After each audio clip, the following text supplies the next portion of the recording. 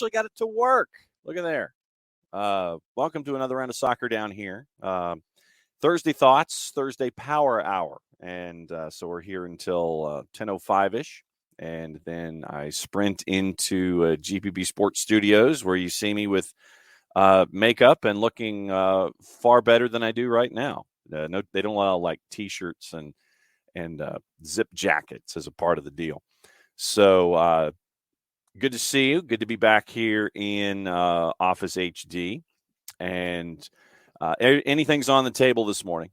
We've got Champions League from yesterday where one of the groups went down to like the 95th tiebreaker to determine who was going to win the group. And someone forgot to tell the team that was chasing that they needed to get another goal. And we'll get into that. We'll get into all of your juice boxes for today because it's a busy day when it comes to Europa League, Europa Conference League. There's like 75 of those matches that you've got to look at. And one of the other things that I wanted to get into this morning, haven't had the chance to yet, and I don't know if you had the opportunity to go past the headline, but it was a story out of Swiss, not Swish, that's NBA. That's inside the NBA. NBA down here is at 4 o'clock in the morning on Tuesdays. On Swiss television about the lengths that the Qataris were going to keep the World Cup. And so it was a very, very interesting story, big deep dive that Swiss television did.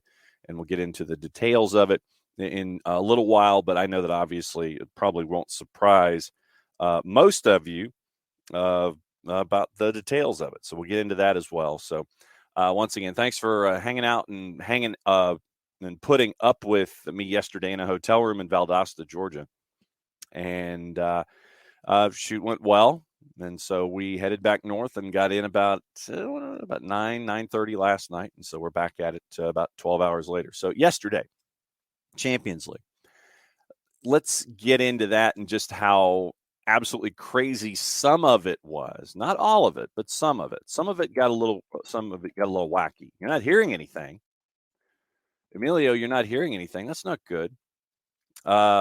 Mic is on. And hey, Bam, what's up? That's not good. If you're not hearing anything, that's really not good. Okay, so Alex hears me just fine. All right, so don't freak me out like that. And by the way, I am getting into the back and forth with our friends here at other hand, the duck with the headphones. About what the daylights is. Thank you, Michael. What in the daylights is going on every time I roll sound bites, and they're trying to troubleshoot me through it, and hopefully we'll kind of come up with an answer one way or the other. But yesterday in Champions League, just to kind of go through what happened, draws coming up in short order, so we'll keep an eye on all of that. But yes. Yes. For me, Pilgrim, considering my lack of technological advancement and prowess, it's more than just a mini heart attack. It's more than just a mini heart attack when they say that they can't hear you. Because I had to take the equipment. Obviously, I took the equipment with me. And yesterday I was, in a hotel room. And you sit there and it's like, okay, I kind of know, how to plug things into a laptop and all those kinds of things. So you're hoping that, when you plug everything back in, that it's supposed to be the way that it's supposed to be. No, Emilio, I think I'm the league leader in lack of technical skills. But you try to sit there and you bring everything back and you plug everything back into where you think it's supposed to go. And like the audio board goes in two different directions. The AC plug goes into the big power strip, and the plug that goes into the cord that goes into the back of the hard drive goes in another direction. You're sitting there and you're hoping, okay, you hope that you've plugged, the AC adapter, that's going to go into one place, but you're hoping that the plug that goes into the hard drive is going into the right place so that folks can understand what's going on. But not, that's where we are. So I guess technical problems down here. That is our opening kickoff, brought to us by our friends at Kickoff Coffee, kickoffcoffeeco.com. There you go. There's your QR code for those of you who are watching on Twitch. And you can follow along Kickoff Coffee CO on Twitter, Facebook, and Instagram, kickoffcoffee.com for everything.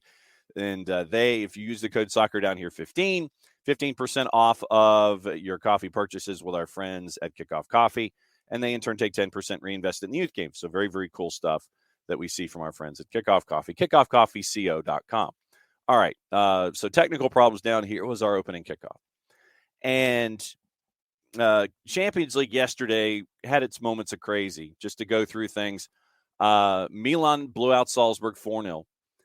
Chelsea beat Dinamo Zagreb, I think, to the delight of most of the civilized world, 2-1. Copenhagen actually scored, tied Dortmund in a game that really didn't mean a whole lot, 1-0. PSG got a late goal, beat Juve by the score of 2-1. That's when the fun started, because Benfica beat Maccabi Haifa by the score of 6-1 at a -141. And so Benfica, on the sixth tiebreaker, we think, away goals scored, won the group. And it was like right to the end. And apparently no one told PSG, hey, dog, you got to score another goal. And so they didn't. So PSG only scoring 2 on the road in the last match of the group stage against Juve. They're second in the group. Benfica wins the group. Manchester City was down early 1-0. Then they came back to beat Sevilla by the score of 3-1. Real Madrid in the early match beat Celtic by the score of 5-1. And I want to get Jarrett's thoughts next time Jarrett's a little under the weather. So next time that Jarrett comes on, I want to get Jarrett's thoughts about the group stage, specifically with Celtic and Rangers and their collective lack of offense and lack of points. And then RB Leipzig took the Shakhtar Donetsk Cinderella story and sent it to the Europa League with a 4-0 win. So that puts you through the group stage. Here's your standings with your winners. Napoli won Group A. Goal difference of 14-11. So Napoli goes through. They won Group A. Liverpool was second. Ajax goes to the Europa League. Rangers goes home. 2 goals scored, 22 allowed, no points in Group A. Group B, Porto beat Club Brugge by winning the last 4 matches that they had in the group stage. So Porto had 12 points. Brugge had 11. I don't know if I can do a back-to-back. Bayer Leverkusen on a goal difference, going to tiebreakers once again. Bayer Leverkusen over Atletico Madrid. So Atletico Madrid bounced out of the group stage and Europa League. They didn't even qualify for Europa. So Bayer Leverkusen goes to Europa League. That's Group B. Yeah, it does. Yeah, I know, Pilgrim. It sucks being a case of the cruds and the sickness. Group C, Bayern Munich won all 6 matches, only gave up 2 goals the entire time, 18 points, ran the table. Inter had a loss on the last day, and they finished with 10 points. Barcelona finishes with 7 points. They go to Europa League. Victoria Pilsen actually scored more goals than Rangers. Still no points, and everybody figured that the matchups against Victoria Pilsen would be the ones that would sit there and lay it all out for whoever was going to advance out of Group C, be your 1, your 2, and your 3. Group D, this was crazy. Tottenham ends up getting the group win. So they are the top seed out of Group D, 11 points with their win over Marseille. Eintracht Frankfurt won their last 2 in group, so they get the second spot out of Group D. Sporting is your Europa League participant. Marseille goes home. Group E, Chelsea, 13 points. They win Group E. Milan had 10 points. Salzburg, 6, losing their last 2. Dinamo Zagreb lost 4 of their last 5, and they finish with 4 points. So Salzburg goes to Europa. Chelsea, Milan go on. Group F, Real Madrid won the group with 13 points. Leipzig's win over Shakhtar Donetsk. Leipzig actually won their last 4 in group stage. So they get 12 points. Shakhtar goes to Europa. Celtic, who scored more goals than Rangers, and I'm sure that they will hang that over the heads of their rivals, will sit there and go, yeah, and we'll get into Mbappe in just a bit. So Celtic scored more goals than Rangers. 4 goals, gave up 15, had a better showing, had 2 points. Group G, Manchester City got the win, 14 points. They, with 2 draws, 4 wins, win Group G. Dortmund drew their last 3, got 9 points. Sevilla, 5 points. They go to Europa. FC Copenhagen finally scored in group play. They scored 1 goal, gave up 12. and they go home. Group H, Benfica on that tiebreaker of tiebreakers all the way down in the fine print at the bottom of the page. They win the group. PSG, second in Group H. Juve, 3 points, -4 in goal difference. 3 points for Juve. So Maccabi Haifa and Juve had the same amount of points, just goal difference, and it was a big goal difference. Maccabi Haifa gave up a lot of goals in a couple of games. So Maccabi Haifa gave up 21, scored 7 in the 6 matches in group play. Juve, 9 and 13. So Juve goes to Europa. Juve and Barca to the Europa League. That's where we are. But yeah, and that's what we're going to be keeping an eye on is the draw for Champions League. The Champions League draw, that one's going to be the fun part, and I know that everybody's going to sit there and go, okay, I don't want so-and-so, and that's going to be when you're at the round of 16, once again, 6 o'clock Monday morning.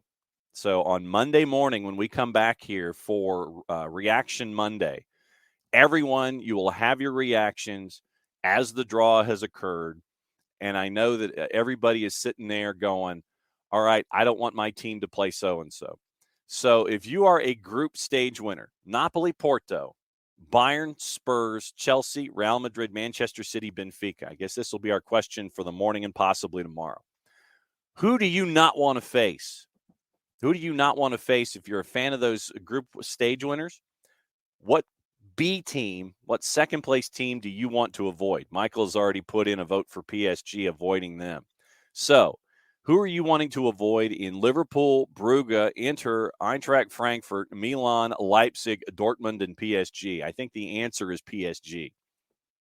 So that's the one that you don't want as a part of your run-in the knockouts. You don't want to be in PSG's quadrant. So that's what you're hunting for right there. Because, I mean, legitimately, if you look at it, and maybe Liverpool, depending on which Liverpool shows up. So Bam has already laid down the gauntlet to Michael Head. Yeah, Chelsea, you know that Chelsea's getting PSG. Of those runners up, maybe Liverpool, Brugge, you're okay with. Sorry, Brugge. You're really testing me before I get into the activities of being in front of camera for like 5 hours today. Inter, maybe. Eintracht Frankfurt, you're cool with that. Milan, maybe. Leipzig, they'll drive you crazy, but you probably could handle them, even though they come in hot. Dortmund and PSG. But I think it looks like it's PSG. Now, there's a couple here. Liverpool, Inter, Milan, Leipzig, stylistically, and PSG. So that's what you're hunting for in avoiding. That's what you don't want if you're one of the folks that is at the top of the group. So my guess is that you're looking at Manchester City getting probably Brugge or Eintracht Frankfurt. That's just me thinking out loud. Real Madrid, so if we were to rank your group champs and who they would be chasing, you're looking at Porto probably, but the thing is, do you want to play Porto? Do you really want to play Porto? They will drive you nuts.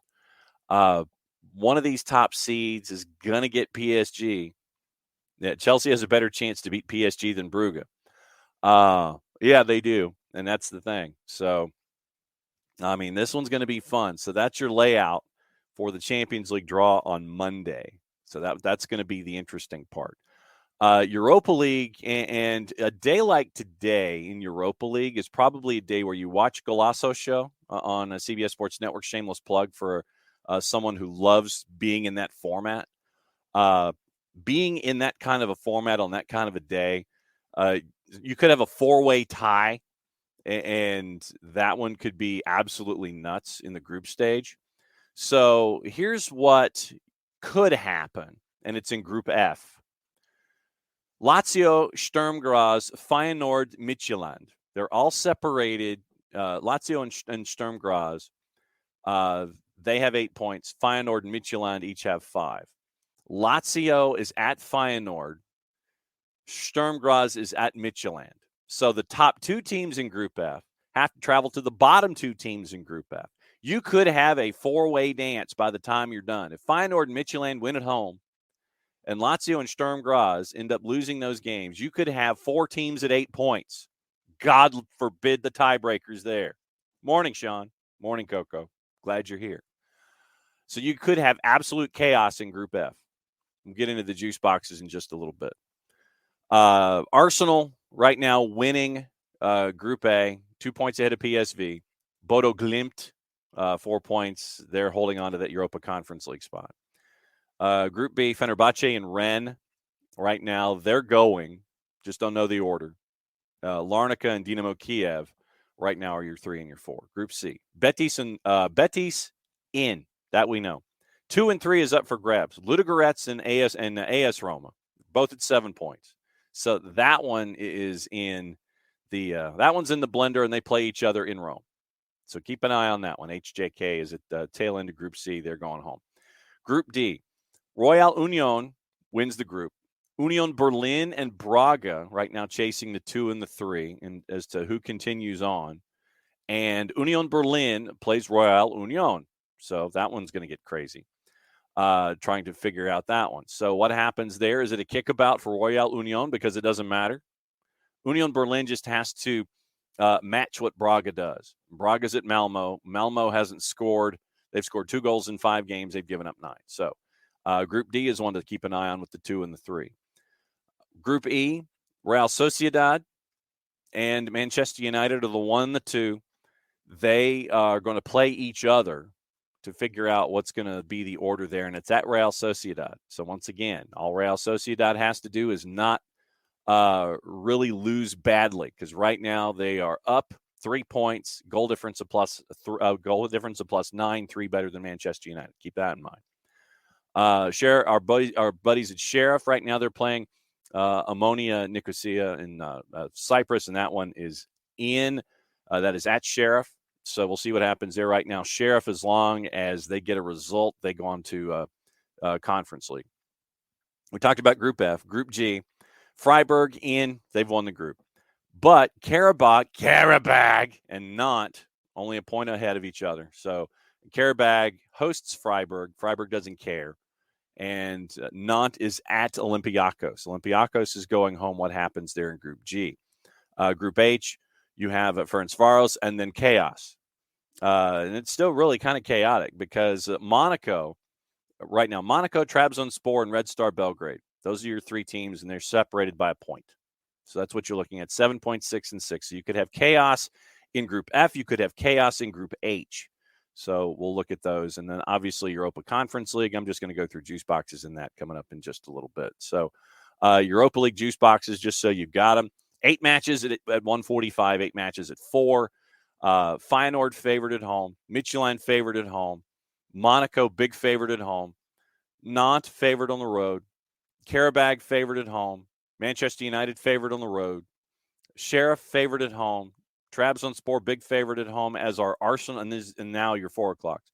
Arsenal favored at home. Roma, big favorite. Betis, big favorite. PSV, a favorite on the road at Bodo Glimt. Braga, big favorite. Fenerbahce, a favorite on the road. Rennes, a big favorite at home. And Union Berlin, still on top in the Bundesliga. Minus 114 on the road at Royal Union. So we'll keep an eye on that. Then Conference League, you've also got 16 matches going on today. 2 at 11:30. Başakşehir, big favorite at home. Fiorentina, big favorite on the road. 145, you've got 8. All the home favorites, Apollon, AZ Alkmaar, Cluj, Djurgården, Ghent, Basel, a favorite on the road, and at Yerevan. Slavia Prague, big favorite at home. Slovan Bratislava, favorite on the road. And your 6, 4 o'clocks, Kelowna favorite at home. West Ham, big favorite on the road. Hapoel Beersheva, big favorite at home. Villarreal, favorite on the road. Partizan, big favorite at home. And the last one on the board, Silkeborg and Anderlecht. Juice boxers don't care. They've thrown a blanket over that one. That's either way. Yes, Vamos Sheriff. Digging that, Coco. No question. And I would go back to the back and grab the scarf, but I think you guys have seen my Sheriff scarf a couple of times. So that's where we are with a lot of your viewing habits today when it comes to Europa Conference League, Europa League, all those kinds of things. So for the record, let's figure out where we can sit there and watch these things. Let's see. And we've also got college soccer. We get into that as well. Great stuff from Georgia State yesterday coming in on short rest. And so they continue on to yet another Sun Belt semifinal. Today in the afternoon, this is your viewing habits. So get your devices charged up accordingly. ACC doubleheader on the ACC network on the women's side. B1G doubleheader starting at 2 o'clock on the women's side. SEC, you've got same thing, SEC doubleheader on the women's side, your semifinals. Gold TV has the Copa Uruguay at 7 o'clock. So for those of you that want to dive into that, you can go to Fanatis, fntz.co/soccer down here. Tuda NA's got your Europa League. Unimas is Europa League as well. The Metro Atlantic Athletic Tournament for you true degenerates of soccer on the women's side's on the 3 day-night doubleheader.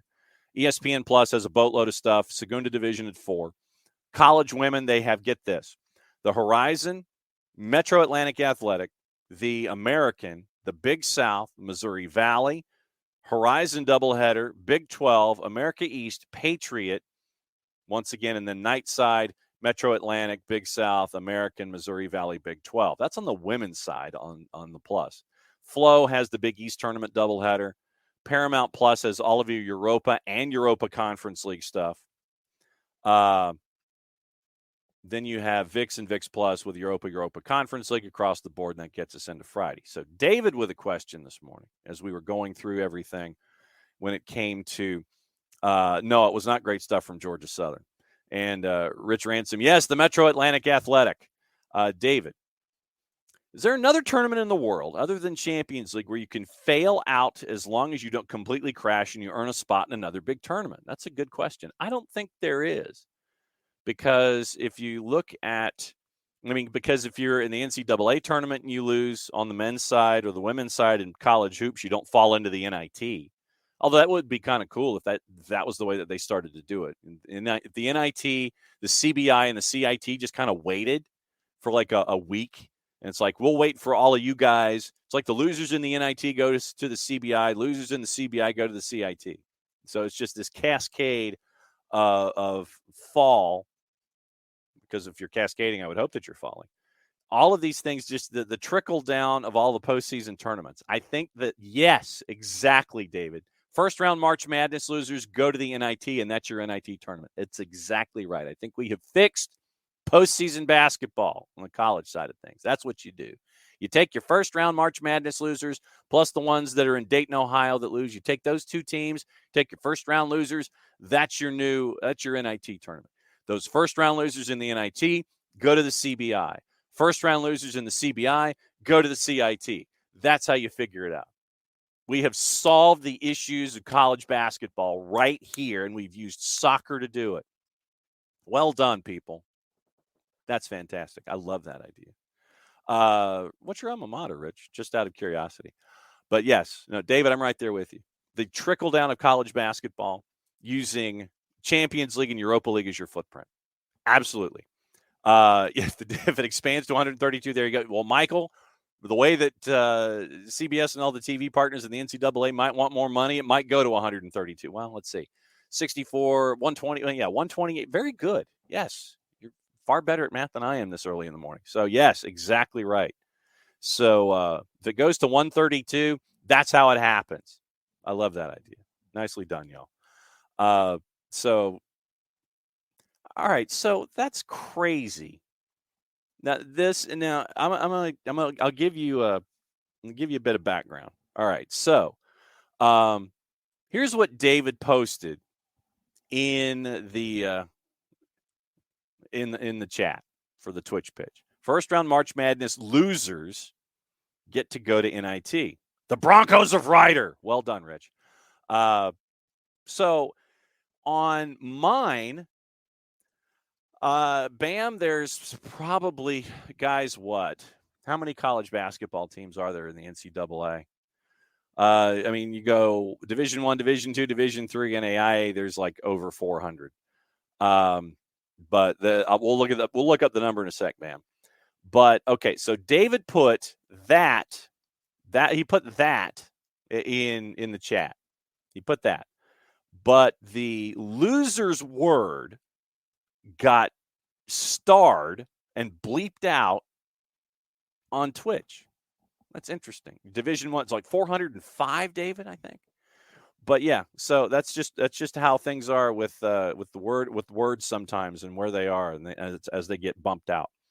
Okay, so Coco, as someone who works at Tulane and UNO, I'm all for losers of the first round going down to the NIT. Yeah, I guess so.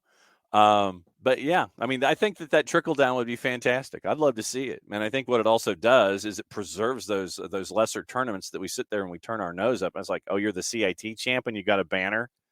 So I think that that's what you're hunting for with those. But privateers, I'm going to have to get some privateer football stuff now that I know that they're going there.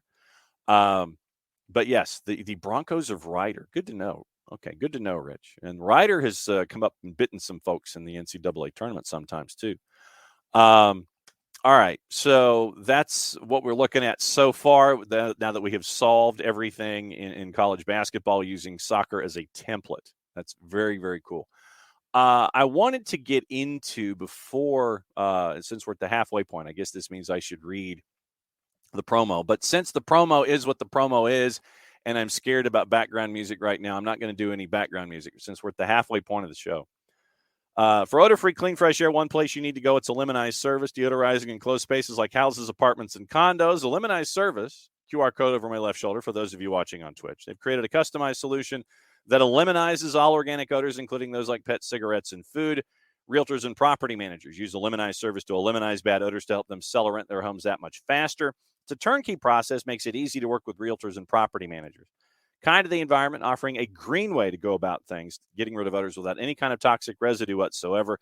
Different than Febreze or our favorite masking agents, either above us in the cupboard or below in the sink, because when you reach above you in the cupboard or below in the sink, then you spray it in the air. That's why they call it a masking agent, because you're just masking the odor. You're not attacking the problem all the way down to the molecule like our friends at Lemonize do with their proven scientific formula.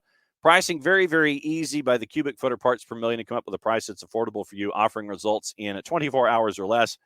Frequently asked questions, any kind of question, frequently asked or otherwise. You can go to the website, lemonize.com, but do us a favor, and this is where I pick up my pen.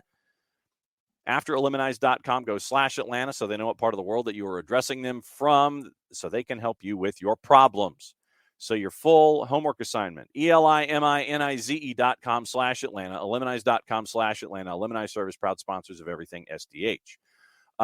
Sort of immense. So Rich Ransom about his Broncos of Ryder. Won the women's conference tournament last year, men's soccer powerhouse. Very cool. I wanted to get into this story that Swiss Television did. So let me see if I can get it really quickly here. And it came up discussing how the links, and it's Project Merciless. I wanted to get into Project Merciless here a little bit. And Leo Eiholzer and Andreas Schmid for SRF Investigative. And it is about what they term a global secret operation. And I know that as we read through this stuff, none of it really may surprise you. An espionage network working in secret. Investigation by Swiss media. SRF's investigative team shows the details of how the state of Qatar had officials of world football spied on and how critics of the upcoming World Cup outside of FIFA were targeted. Scale of espionage activities considerable. Planned deployment of 66 operatives over 9 years. A budget amounted to $387 million. 5 continents. The highest echelons, according to our friends in Swiss Television at SRF. The ultimate goal to prevent Qatar from losing the World Cup bid after massive criticism raised when FIFA awarded the tournament to the authoritarian country in 2010. Once again, this is wording from our friends at SRF. $387 million budget, 5 continents. According to SRF, the highest echelons of Qatari government involved, including the current head of state, documents show that the country wanted to make sure that no change of position within FIFA could jeopardize them holding the World Cup at all. As the goal was to gain absolute control, and when it came to an espionage operation. So Qatar hires an American firm, once again, according to SRF, Global Risk Advisors. Company staff consists of former members of the U.S. intelligence agency's founder, former CIA operative Kevin Chalker. Switzerland, according to SRF, was a key venue in the operation. The chief spy and his Qatari clients met in Zurich. Switzerland is where they spied on various individuals. Thus, presumably, wording from SRF, crimes were committed by order of Qatar. Chalker, of course, denies all the allegations. State of Qatar did not respond to questions. Shortly after SRF contacted them, the Emir of Qatar complained about a campaign against his country in a public speech. The SRF investigation found victims were at the mercy of agents spying on them, email accounts, computers, phones, friends, family members, targets of the Qatari of this operation, aimed at more than obtaining intelligence. The investigation concluded there was an invisible hand from SRF trying to pull the strings of FIFA policies during the past 10 years. Spies claim to have penetrated the highest FIFA board, the FIFA Executive Committee. Back in 2012, a cyber attack was launched on a Swiss citizen. Peter Hargitay acts an advisor, but within FIFA, influential power broker behind the scenes, close to Sepp Blatter. Remember, this is 2012. Consultant later for the Australian Football Association and its chairman, Frank Louis, a billionaire. Hargitay was meant to help Australia host the 2022 World Cup. Therefore, he worked closely with Louis. Hargitay did not open any of the emails that were sent to go fishing. Swiss citizen, company had an office in Zurich, filed charges, and the attack on the FIFA insider became a case for Swiss authorities. Evidence quickly pointed to the infrastructure of an IT company based in India, Appen Security. SRF obtained records of the Zurich criminal proceedings. Hackers seem to have been careless in their work. Server that they used hold many pieces of evidence indicating the involvement of Appen Security. At the time, back in 2012, controlled by a gentleman by the name of Rajat Kaur, an Indian entrepreneur. Officially, Appen offered legal services only, including the protection against hacker attacks. Legal representative for Kaur told Swiss television that his client was a successful international entrepreneur with a good standing, never been questioned by law enforcement authorities in any country, clearly denies all connections with any illegal activities whatsoever. So the attacks, random, no real focus or no real line from A to B. And then the investigation by SRF stumbled across another business model, basically hacking for hire. The client with the investigation done by Swiss television, highly confidential GRA planning document reveals what presumably happened in this case back in 2012, shows Swiss citizens were attacked on behalf of the Qatari government. Documents reveal a plan for a global smear campaign. Once again, this is SRF's wording. A cynical manipulation of the FIFA power base. Ideas presented in the document were to collect incriminating information on Hargitay and Louis and leak them to the FBI. And the paper was entitled Project Clockwork back in December 2011, just before Hargitay got the first contaminated emails. The real target was Louis, not Hargitay. So what the folks at Appen were hoping was that Hargitay would open the emails, have conversations with Louis, and then you would have that as a door that would open up. Reasons for the spies' efforts against Louis. Australian was a bitter opponent of the World Cup being held in Qatar, and he said publicly the desert country may lose the tournament. The planning document under the title, What We Must Accomplish, in quotation marks, 9-month plan to neutralize the role and influence of Frank Louis. Also mentions Louis was a difficult target. Wealth and network gave him access to considerable means in the areas of counterintelligence. This risk for global risk advisors, officers, in the event anything went wrong, was considerably high. The document also specifies that the deadline demands brute force attack. And the document featured a picture of Peter Hargitay. Operatives lay out how they intended to neutralize Louis and Hargitay. And yes, Bam, yeah, you're spot on. Apparently had inside knowledge of an investigation by U.S. law enforcement agencies. They plan to use the investigation for their own purposes. The document alleges connections between Hargitay, Louis, and the Russian bid for the 2018 World Cup. including highly incriminating lines like, "Can we help connect the dots and provide supporting evidence to relevant law enforcement agencies?" An investigation by the FBI would have destroyed both Louis and Hargitay's reputation on a global level. Therefore, they would have been neutralized. Now, the documents, Qatar approved Project Clockwork. Within 1 month of drawing up the planning document, Hargitay's computer was hacked. Attack was carried out by another company, not unusual. Global Risk Advisors frequently draws on, this is SRF's wording, subcontractors to carry out operations. The approach makes ascribing the attack to Global Risk Advisors difficult. And identifying Qatar as the client, even more so, because you're adding layers to this whole process. In one document, the company explicitly promised to provide patsies and lightning rods, in quotation marks, to deflect suspicion on. Chalker had identified Hargitay as an important target, and they even had a code name for him. Years following the decision regarding the World Cup at the end of 2010, you had an undetected, this is SRF's wording, an undetected espionage and manipulation operation no one could have imagined that unfolded behind the scenes at FIFA. And the documents, they were all over the place.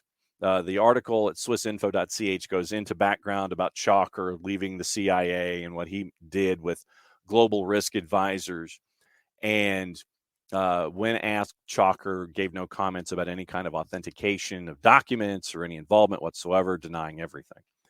Prior to the awarding of the World Cup in December 2010, SRF is saying Chalker spied on the various bids, but upon criticism raised with regard to corruption and human rights violations in Qatar, after the World Cup was awarded, the target changed.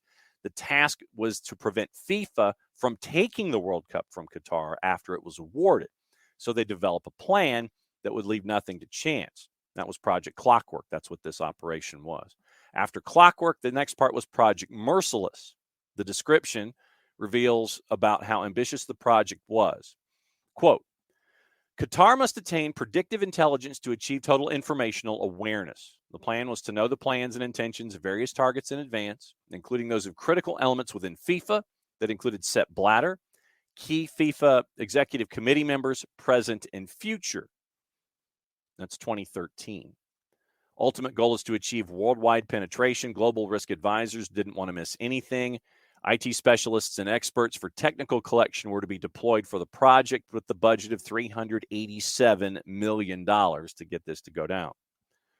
This was the low option of the three presented. One document reads, the greatest achievement to date of Project Merciless have come from the penetration of operations targeting vocal critics inside the FIFA organization. Highest echelons of the Qatari government were involved in the Chalker activities, SRF investigative found.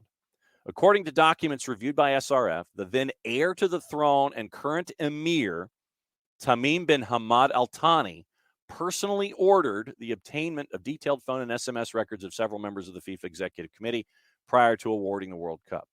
How exactly the emir was involved after the World Cup remains unclear, and they had a code name for him as well. Clearly, Chalker and Qatar, once again the wording from SRF, were more than ready to take risks, didn't shy away from targeting prominent figures. Document obtained by SRF indicates Michael Garcia, the lead investigator of the ethics committee at FIFA, may have become a target for operations. They had a target profile that had 7 pages describing Michael Garcia. According to the AP, the FBI has been investigating Chalker for several months. In addition to potential violations of the law in the area of lobbying and exporting sensitive technology, prosecutors are focusing on Chalker's surveillance activities on behalf of Qatar.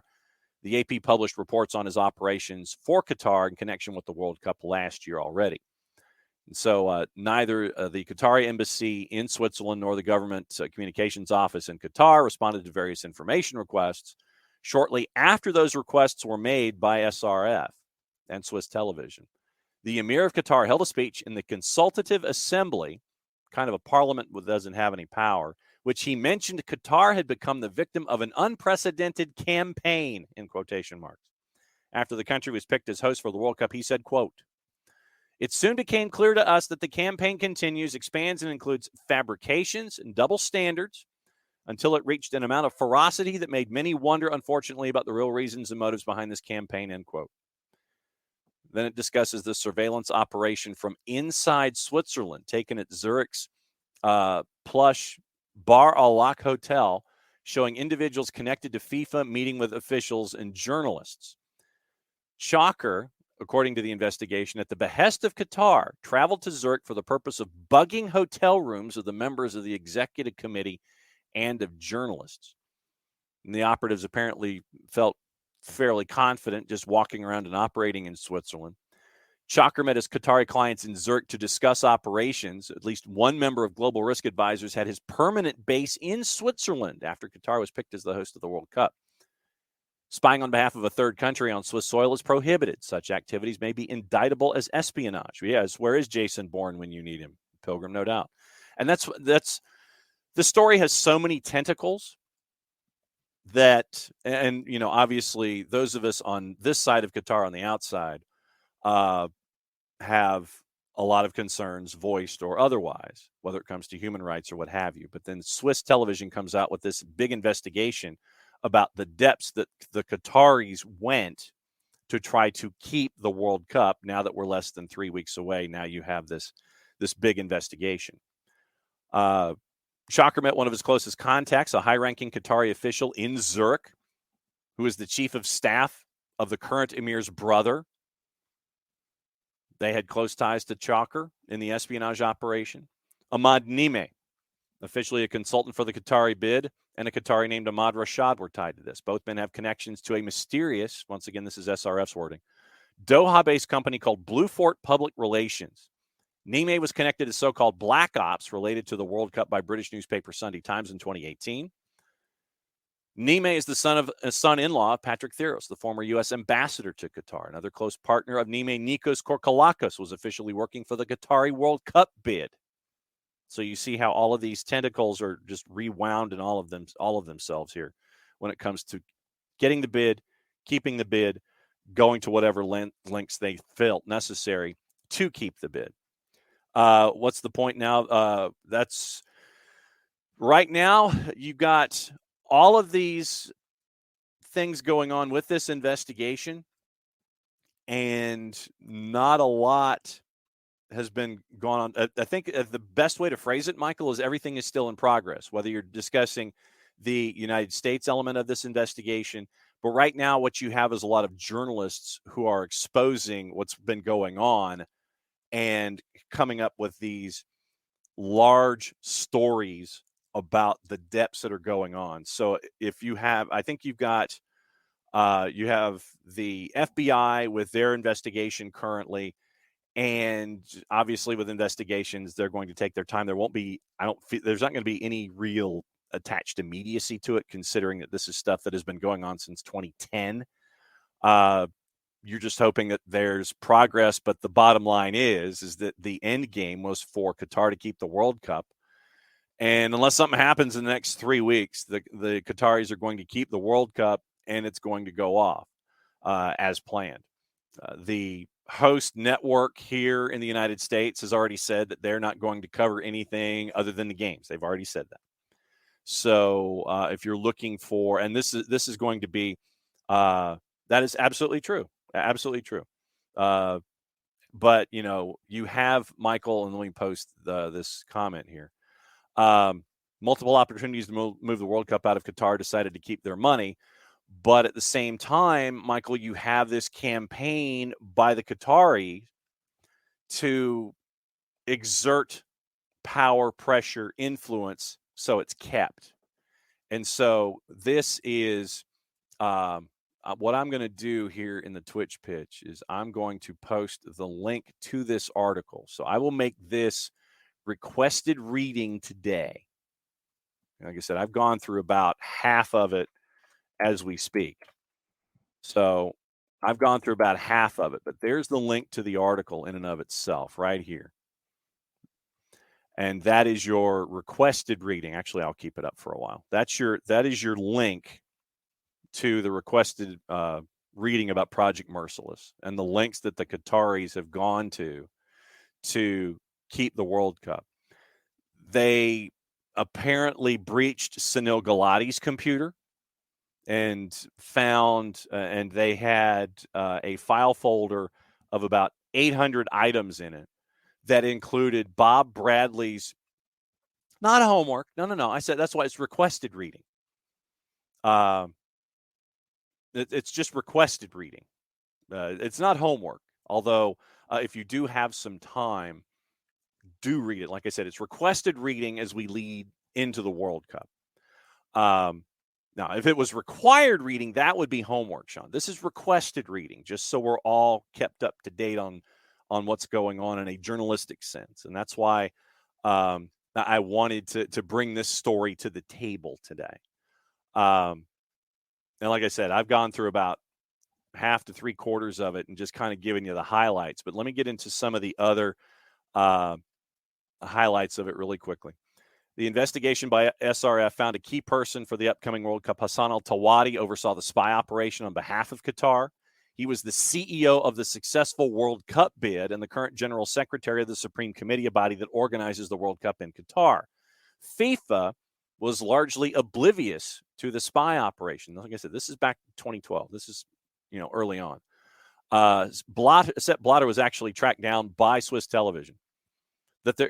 Quote, that there was an organized espionage affair in FIFA that surprised me, and it's alarming. Several documents show that Blatter was of great interest to the spies. They mention, for instance, Blatter's plans and intentions ought to be known in advance. Then there was another figure in world football that the Qataris dedicated an entire project to, Project Riverbed, a German football official named Theo Zwanziger. Zwanziger, according to documents obtained by Swiss television, Qatar invested $10 million in the spying on and influencing of Zwanziger. The AP reported that same number this past spring. Served as president of the DFB, the German Football Association, until 2012. Then he was a member of the FIFA Executive Committee until 2015. Thus, and he's a power broker. And at one point, Zwanziger called Qatar the cancer of world football. Now you know why the Qataris were interested in keeping an eye on Zwanziger. So they wanted to stop Zwanziger from making comments like this publicly. So they built a network around him consisting of people who were to influence him to the benefit of Qatar. And they relied on intelligence methods like black ops to keep an eye on Zwanziger's family. Assets, sources, and contacts working to influence Zwanziger. He was going to be presented with one message from all of these folks that are surrounding him. The 2022 World Cup in Qatar is good for the world. Qatar wanted to silence critics in order to salvage the World Cup. And so that meant having to go after a guy like Zwanziger. He was brought in line within FIFA, as he says today, led a working group that pushed for more human rights and less criticism of Qatar. In an interview with Swiss television, Zwanziger said, quote, there were a number of people who steered me in that direction. Of course, that was in Qatar's interest to bring about precisely this change in thinking. In the interview, Zwanziger said what they underestimated, however, is that I did not give up my opinion in the process. This award was, as I once put it, a cancer of world football. From there came many currents that have damaged world football. I still have that opinion today. FIFA and Gianni Infantino have declined to comment. They've targeted trade unions, FBI attention. This is the Sunil Gulati part, and this is about 2/3 of the way down in this expose was the FBI attention. No, I'm not going to be kicking people out of the Discord. Come on, Bam. I'm not kicking people out of the Discord. I don't know how to kick people out of the Discord anyway. Michael, opinion that we all know that this last World Cup bid in countries are dirty. Bottom line, it didn't matter. Both World Cups went off as planned. That's where we're heading. Where is all this investigation when the acts are ongoing, when actual meaningful actions could take place? That's your billion-dollar question, I guess. The American stuff. And let me get to the American stuff before we get to the top of the hour. Sunil Gulati, one of the most important figures in U.S. football. At the height of his power, Gulati was spied on. His computer was hacked, apparently without being noticed. There's a digital folder from the stuff that they pulled from Sunil Gulati's computers. 800 files, all stolen. Copied PDF, Word, PowerPoint, and Excel files. Copies found their way to Swiss football. They include confidential documents, such as the employment contract of Bob Bradley, as well as letters to and from Gulati and other FIFA officials. It didn't spare his private life in this. There's a photo book in the files, for instance, documenting Gulati's childhood years, and there's health data. Galati was a direct competitor of Qatar 2 years earlier during the World Cup bidding process, president of the American bid for the 2022 World Cup, during which time global risk advisors took an interest in him, prepared a multi-page personal dossier on him. The metadata shows the last of Galati's files were edited in spring of 2012. So the math is there that the hack, therefore, presumably occurred just weeks before the attack on Peter Hargitay. FIFA insiders SRF talked to consider Galati a Qatari critic. No doubt that someone whose identity is still not clear wanted to know what was on Galati's computer and that they were not reluctant to launch a cyber attack on a U.S. citizen, even though the FBI strictly prosecutes cybercrime. And there's another section in here about what the Swiss authorities did not do. They had cases in line against individuals, and all of a sudden those cases and prosecutions stopped. So once again, Project Merciless, a lot of questions brought to the table about the Qatari bid. Big, big, big story that was put out there by Swiss Television and an investigative unit for Swiss TV. So, and there's also at the bottom of the article that is in the Twitch pitch of their initial report. So this is like stage 2 of what SRF is reporting about the Qatari bid and the lengths that the Qataris went to keep this World Cup.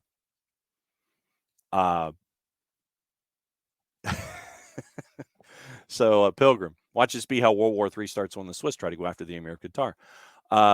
Yeah, the tournament has a makings on a nice Fire Festival Netflix documentary. You know, Sean, you're not wrong. Considering, and we will have daily coverage of the World Cup here. If you missed the announcement yesterday, Atlanta Soccer tonight on 92.9 The Game after nighttime programming. So for you night owls, it will be Atlanta Soccer tonight with Jason and Jess on 92.9 The Game. It'll be released as a podcast in the morning. If you miss it at night, they're going to go for, I think, an hour each night during the World Cup.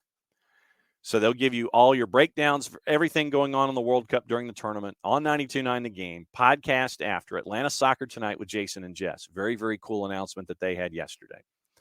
And when you have a tournament that, I think that you only have enough housing or hotels for 10% of the alleged capacity that you think is going to be visiting your country.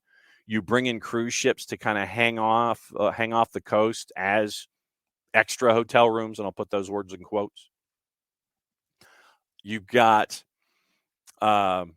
yurts, basically tent communities where if you want to hang out and go into let me find out really quickly. I want to find out what it's going to cost. So Qatar, let's see if they can come up with a price tag on what it's going to cost. Glamping, they're considering that as an option. Bedouin tents offered to fans who are heading to Qatar. 1.2 million tourists expected for the month-long festival. Neighboring nations are picking up the slack. Many supporters plan to use the UAE as their base and fly to Qatar for matches. That's what the Qataris are kind of hoping for, is that basically you'll be outside the country, you'll fly in, and you'll fly out. You'll fly in, you'll fly out. 1,000 tents up for rent, 200 of them offering luxury glamping accommodations for those in need of more comfortable surroundings. That's according to Reuters. Price is not yet available. Omar Al-Jaber, head of accommodation at tournament organizer, the Supreme Committee for Delivery and Legacy. We will have more than 100,000 rooms, and still there are some new options. We'll be giving the opportunity for fans to live in a desert to offer visitors an authentic taste of Qatari camping. Qatar Tourism said about 30,000 hotel rooms were available. Many of the fans direct to booking portals after buying tickets, unable to find places to stay because 24,000 of those rooms are set aside for FIFA and tournament sponsors. So basically 6,000 hotel rooms for an anticipated 1.2 million visitors. That's why they're offering glamping options. Block bookings no longer required by teams, media, match officials. They're anticipating more rooms to be expected.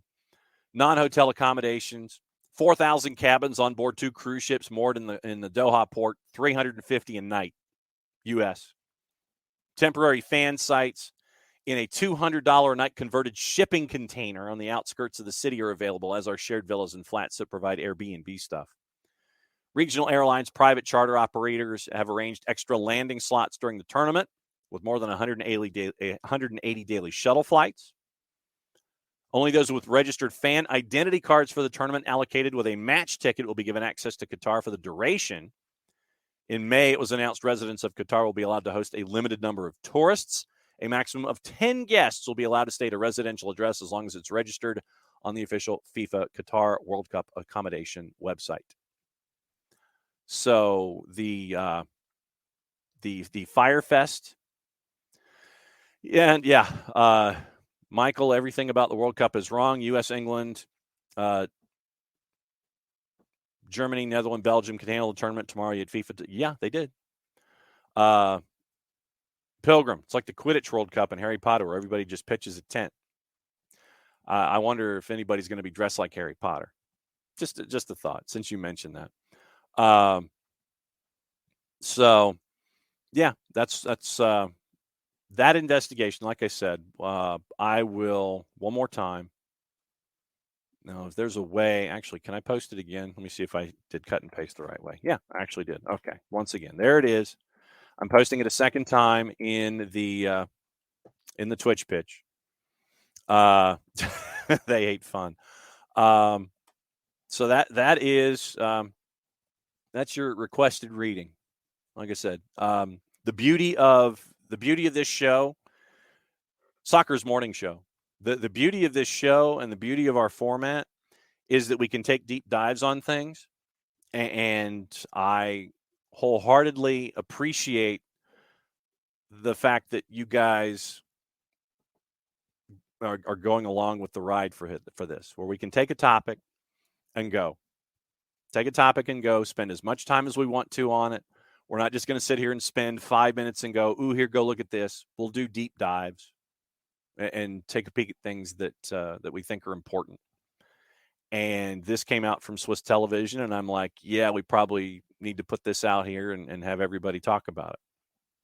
So the fact that we can take this space and that you guys are along for the ride and are in this space with us, it means a lot. And it shows that, that we all care about the sport.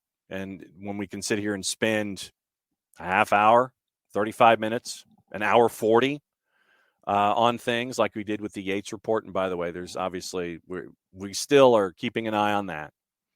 But as things continue to grow in the NWSL, there's stuff to talk about there. We talked about it yesterday with the growth of the league and everything. But when that story came across from Swiss Television, I felt like it was something that we needed to have on the show and go into detail on it. Because with a story like that, you can't just sit there and say, hey, here's an opening paragraph and go forward from there.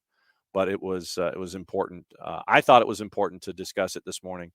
And that is what we do here. So really quickly, let me go through the rest of the day, see what else is going on with today's matches before we go.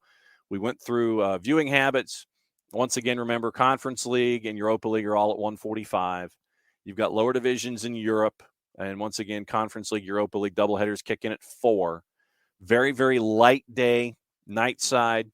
You've got action in the lower divisions in Central and South America, 7 o'clock. And then you've also got Copa Uruguay, and we talked about that with Gold TV. Defensor is a big favorite at home. And the I guess what would be USL, the League One in Mexico is going on later tonight too, with Sonora and Pachuca late. Programming updates tomorrow, actually later today. So keep an eye on this. Later today, we're going to have Thursdays with Nico. Thursdays with Nico will be up and running, hopefully in the 5 o'clock hour. Stay tuned if we have to push that back to Thursdays with Nico on a Friday. We'll keep an eye on that because Nico's spending time with the Seattle Seahawks. Saw him at the press conference there yesterday. And we're also catching up with Chattanooga Red Wolves. I think we're catching up with their team captain. So we will keep an eye on that. And that should be posted later tonight as we get you ready for the USL League One Championship game in Statesboro this weekend. Tomorrow, It is normal show. And we will have our friends from Beyond Goals. We'll see if Michael Parkhurst comes on for a fourth week in a row, or if we get to break that streak at 3 and Greg Garza comes and joins us. And so 9:05 start tomorrow morning, 9:30 Beyond Goals. We'll get you ready for the weekend at 10 o'clock, go through the entire weekend. And you have, once again, we'll catch up with our friends at Tormenta in the afternoon. We'll post that. Once again, getting ready for your USL League One title game on Sunday night. We'll catch up with Stephen Short, friend of the network, who gave up his front office gig with the USL and is now part of the Lexington Soccer Club in USL. So we'll find out why he left the league office in Tampa to go to Lexington to be a part of their front office and their build, and that'll get posted to the network. I think we're also going to try and catch up with our friends at Toombs County Soccer Association after they're running U.S. Open Cup. We'll find out what's been going on down there in Toombs County and Vidalia and how that progress has been building as well. So that'll be stuff that's posted on the network. We'll have your college soccer showcase. That'll be up on the weekend as well. And so busy Friday, busy Thursday night, busy Thursday afternoon and evening, busy Friday, weekend coming up in pretty short order. Once again, keep an eye. Georgia State, we forgot to talk about them. Georgia State, big win last night, 1-0, coming in on short rest over Georgia Southern. So it was State, not Southern, last night on ESPN Plus down in Foley, Alabama for the Sun Belt tournament. So we'll keep an eye on the Sun Belt tournament as well. And Bam, I know that now that I'm going to go ahead and put this up here. Next time you catch the show, LAFC will be your MLS Cup champs. We got into that whole notion of MLS Cup and who you're rooting for. Is there hate watching? Those kinds of things with Dylan Butler yesterday. So I know that, Bam, you've once again taken your LAFC fandom, opened it up to everybody else here at SDH. So the conversations there will continue. So Sharif is saying entertainment options also more plentiful in the Emirates. Save some more discretionary money, though, for the trip. Accommodations are glitzier but more expensive. No doubt about it. But I think that is going to be a show for the morning. So once again, thanks for the Power Hour at noon Eastern. For those of you watching that dig high school football, we're getting ready for Decision Day. Tomorrow is the last day of the regular season here in the state of Georgia. So at noon, Hannah Gooden and I on the GPB Sports Facebook page will go through rapid fire, everything you need to know about what's going on in Georgia high school football. And we're also getting ready for Recruiting 2022, which will be on at 7 o'clock on GPB, gpb.org, and the GPB Sports app. Leading into Decision Day, the games that we have on GPB, just so you know, North Gwinnett at Norcross, winner-take-all division title, region title. Winner's the 1 seed, loser's the 2 seed. Cedar Grove and Carver, Atlanta, once again, that's for all the marbles in their region. But we'll keep you posted on everything going on as the field of 425 gets trimmed to 255 for your postseason on Friday night. So it all starts with our coverage today on the GPB Sports Facebook page at noon Eastern time with Hannah Gooden and myself. So once again, thanks for the deep dive that we got to get into this morning with Swiss Television and the Qataris and Project Merciless. Thought it was just important news to put out there. So we'll be back at it tomorrow morning, 9:05. Thanks for hanging out with us, and we'll do a longer show because I won't have to race out of here and put on makeup and talk about high school football. So mucha platial, played safe, everybody. And since it is the end of the show, that means I get to do this. We'll catch up with you tomorrow. Thanks a lot.